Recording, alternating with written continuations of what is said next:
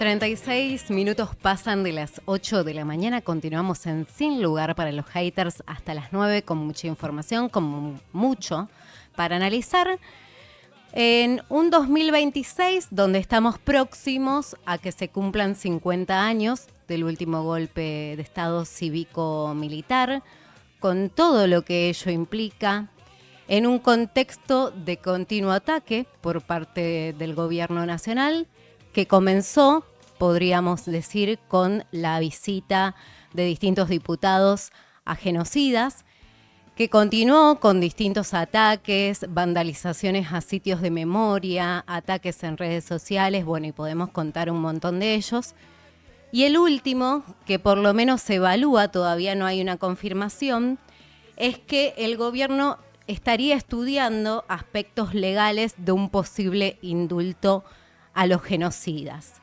Esos genocidas que, como siempre hablamos aquí en el programa, mantienen un pacto de silencio y que en muchos casos murieron impunes. Para hablar sobre este tema nos parecía importante invitar a la compañera Teresa Laborde Calvo, como ella define y definió en alguna audiencia, siempre fui Teresa, la que nació presa y nació desaparecida. Bueno, Teresa, la madre de Teresa, mejor dicho, fue secuestrada estando embarazada. Teresa nace en cautiverio en una de estas maternidades clandestinas, que también muchos de esos obstetras murieron impunes. Y tanto Teresa como su madre pudieron dar testimonio en distintos juicios, que estos juicios precisamente se retomaron luego de leyes de indulto. Por ejemplo, la ley de impunidad y de punto final y de obediencia debida. Bueno, en este marco queremos hablar con la compañera y reflexionar un rato. Te damos la bienvenida, Teresa, te saludan Lautaro y Noelia. ¿Cómo estás? Hola, ¿qué tal? ¿Qué tal, Lautaro, Noelia y a todos los que están a esta hora temprana de la mañana? Bueno, muchísimas gracias por la comunicación tan temprano. Pero bueno, nos parecía oportuno, me parece muy importante tu testimonio porque como decía, tanto vos como tu madre pudieron dar testimonio en distintos juicios, con lo que ello implica luego de tantos años, porque lamentablemente los juicios se llevan adelante en algunos casos después de 45 años o más. Y poder dar testimonio es también toda una preparación con lo que implica.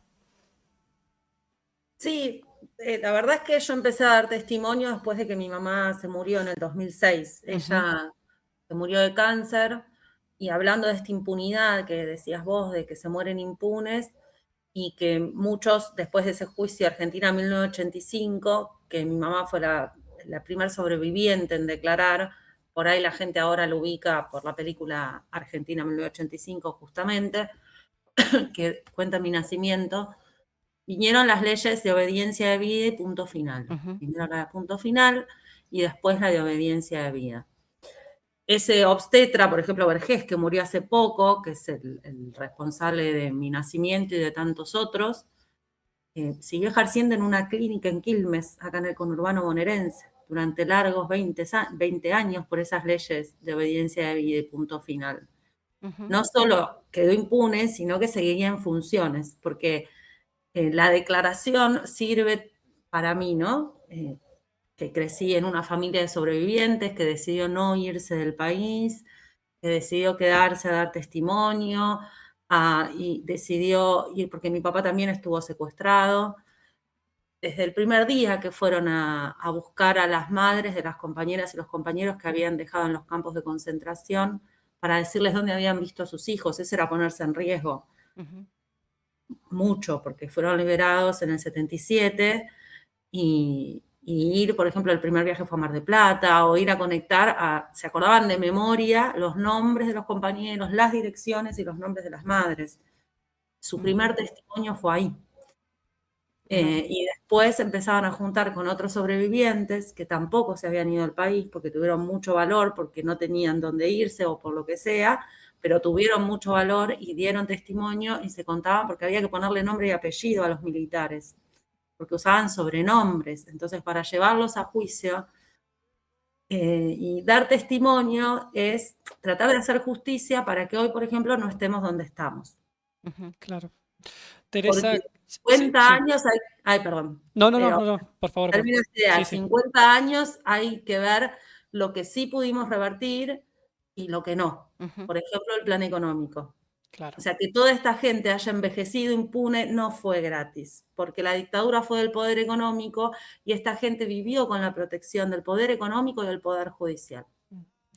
Ahora sí, Teresa, ¿qué tal? Muy buenos días. ¿Qué tal? Bueno, Perdón. renuevo los agradecimientos por esta comunicación y sí consultarte porque venís con un compromiso de reflexión y docencia en torno a lo que es la construcción de memoria y de políticas de memoria. Entonces, sí, tener un poco tu reflexión en esta coyuntura actual bueno, recién mencionabas, ¿no? Qué cosas quedaron como deudas y un poco lo ato con lo que hablábamos al inicio del programa, que bueno, hoy tenemos una reforma laboral aprobada que si uno tira del hilo histórico es una continuidad de lo que alguna vez comenzó con Martínez de Hoz.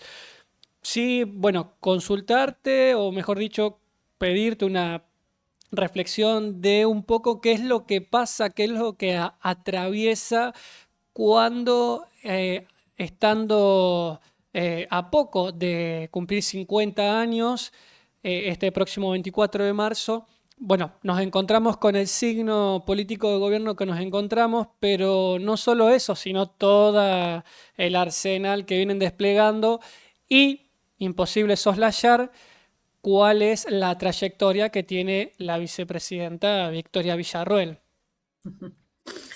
Bueno, empezando con lo de la docencia, sí, a partir de esa película que no tuve nada que ver, en 1985 la gente empezó ahí es cuando empezó a dar más testimonio. Si bien fui testigo en los juicios, fui querellante, pero estoy yendo a muchas escuelas desde el estreno de la película esta parte y los chicos le pusieron a este plan económico Plan Cóndor 2.0.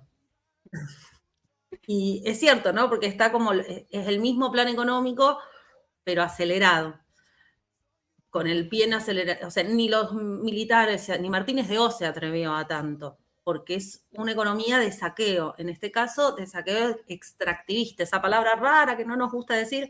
Bueno, hoy en día, o sea, la dictadura la subvencionó un poder económico. Siempre le digo, me hicieron una vaquita a los militares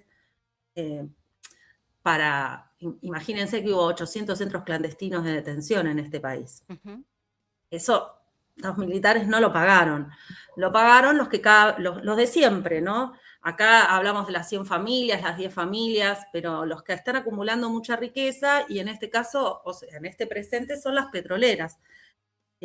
Por aquel entonces no querían que haya industria, querían la materia prima, todo lo que es las vaquitas son ajenas, o sea, no viene o sea, lo que hay que hacer, y lo junto con el testimonio, al dar testimonio, para mí lo que hay que hacer, ¿no? Cada uno hace lo que puede, porque dar testimonio no es fácil, y la emoción siempre viene, y a veces la podés controlar, y otras veces la sacás para afuera, y te emocionás adelante de la gente, pues son cosas muy duras. Pero no solo hay que hablar del pasado, sino de ver cómo esto afecta en el presente, porque los derechos humanos se siguieron violando, porque hay que tener esa perspectiva. Cuando empezó la última dictadura militar, había un 4 y un 6% de pobreza. ¿Cuánto hay ahora? ¿Algún gobierno democrático logró bajar la pobreza o siempre fue increyendo? La verdad es que siempre fue increyendo, ¿no? Esto de que dice Milei, ay, gracias, volvieron ustedes porque me estaba hablando a mí misma, me estaba perdiendo, yo necesito ver las caras de mis interlocutores. Estamos acá. Esto de que dice Milei que bajó la falacia, ¿no? Porque antes, en esa dictadura militar, que no fue la primera tampoco, cuando se da testimonio hay que buscar el hilo conductor de lo que pasó antes y de lo que sigue pasando después. Porque si vos guardás la vulneración de derechos en la última cajita de la dictadura militar, y a los chicos, por esto de hacer escuela, cuando vas a las escuelas, ¿qué pueden hacer? Te dicen ellos, por lo que pasó. Ujú. Lo que tenés que tratar es de que vean qué siguió pasando, quiénes siguieron en el poder.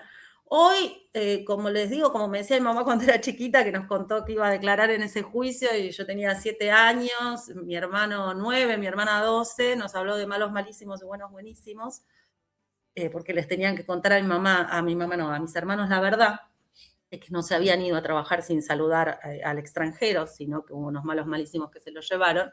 Hoy los malos malísimos son las mineras. Ujú. Son las mineras porque atentan contra toda vida. No es no a la minería, es si hay minería, tiene que ser regulada. Y como nosotros somos el patio trasero de Estados Unidos, ya lo dijeron ellos mismos, no hacen la minería con la infraestructura y o sea, la plata que hay que poner para que no contaminen. La hacen de la manera más barata. Claro. La hacen de la manera más barata, porque lo dice el RIGI, dice que si las empresas que vienen a invertir en la región que invierten hay problemas hídricos de agua, la empresa tiene la prioridad, no los pueblos. A las mineras no les importan nuestros pueblos, nuestras comunidades, nuestras aguas. Y son los mismos que subvencionaron el Plan Cóndor en aquel entonces. Son los mismos poderes. Imagínate acá, cuando fue lo de Jujuy, que también fue por extractivismo, que vino el Malón de la Paz, ¿se acuerdan? Exacto. Sí, sí, sí. Ujú. Bueno, ¿de quién eran las camionetas? Que iban los parapoliciales a buscar a las comunidades originarias y los levantaban de la casa con total impunidad, con prácticas de la dictadura. Ujú. Eran de la familia Ledesma, eran los mismos. De hecho, había camionetas sin patente que iban a hacer el trabajo de la patota. Y ahí están todos los partidos políticos, porque estaba Morales, Exacto. Ujú. amigo de Massa. Entonces, hay que, claro, bueno, Ujú. porque ahora también dicen, ay, los traidores. Y bueno, Miriam Bregman le dice traidor o reiterancia, reincidencia, porque te votaron el RIGI también esos mismos gobernadores que avalan y que por hacer negocio, ellos y su familia, van a entregar los bienes comunes de todo el pueblo. Exacto. Me parece interesante remarcar esto. Bueno, vos hablabas del pasado, pero también del presente y también, como siempre decimos, de las consecuencias a futuros, porque las futuras generaciones van a seguir viendo el desastre y las consecuencias de este modelo económico que quisieron implementar. Quería consultarte, bueno, nos queda poquito tiempo. Pero volviendo al tema de este posible indulto que se está evaluando, tuvimos hace poquito, durante la presidencia de Mauricio Macri, el intento del 2x1 también intentando beneficiar a los genocidas y que ese 2x1 se pudo frenar gracias a la gran movilización de la gente. ¿Vos ves posible eso hoy? Sí, no sé si es una expresión de deseo o posibilidad real. Pero yo no creo, es ilegal que los indulte. Igual Ujú. no lo puede hacer, es como de la frase, el Congreso no lo va a dejar. Claro. Eso ya pasó. Lo sabemos, nos damos cuenta que como están estas complicidades hace tanto tiempo funcionando por debajo en el poder económico, lo que nos parecía que era imposible, como esta reforma laboral, Ujú. como la ley de glaciares, porque fíjate que la vetó Cristina también la ley de glaciares en su momento, porque hay una ley de energía que no tiene nada que ver con una soberanía, que es que cada provincia decide lo que puede hacer con lo que está abajo de la tierra. Así que así como pueden hacer eso, pueden liberar, ya son pocos, son grandes. A mí me preocupa más una nota que leí de Luciana Bertoy en página 12 que decía que iban a cambiar la muestra. No es que me preocupa más, creo que es más posible que ya lo están Ujú. haciendo, la muestra de la ESMA. Sí. Sí. Y ahí van a poner la teoría de los dos demonios. Ujú. Lo que pasa es que esto en el debate presidencial, cuando Milei habla de la teoría de los dos demonios, yo no pude dormir esa noche. Y al otro día llamé a mi hermana. Y al otro día llamé a nietos recuperados. Y al otro día dije, no lo podemos dejar pasar esto. Ujú. No lo podemos dejar pasar. No importa si va a ser presidente o no. No se puede decir eso. Porque nosotros éramos recién nacidos, que era guerrillera, por eso me dejaron rebotando 2 horas en el piso del Falcón Verde. los recién nacidos eran guerrilleros y entonces por eso hasta les robaron la identidad. Son cosas de una crueldad tremenda. Lo que pasa es que ahora lo vemos con Gaza, ahora con lo de Irán, lo que están haciendo en Gaza, ya que están todas las cosas puestas, están, digo yo, si tienen tanta puntería para matar al comandante iraní, para sacar a Maduro, ¿por qué tenían que devastar Gaza como la devastaron con esta crueldad y mostrarlo, ¿no? Es como, bueno, mirá lo que soy capaz de hacer. Y Milei nos avisó en ese debate presidencial, mirá lo que voy a hacer, mirá quién traigo a Villarroel. Claro. Y no solo la gente lo votó, sino que no hicimos nada. Yo llamé a un montón de abogadas, pero con el tema de la libertad de expresión me decían, no, es un tema de interés público. Llamé a abogadas de todos los colores partidarios. Una sola me dijo, lo podemos hacer, ella no podía, pero tenía que ir por violencia de género. Y yo decía, no es violencia de género. O sea, o también, pero fue transversal. Sí. Así que bueno, así estamos. Hay muchas complicidades y me parece que nos tenemos que mover nosotros. Me parece que la gente tiene que empezar a salir a protestar en su esquina, a hablar como hacía mi vieja, que sacaba el tema en la carnicería, sacaba el tema en la verdulería, porque no podemos esperar que alguien lo resuelva de arriba.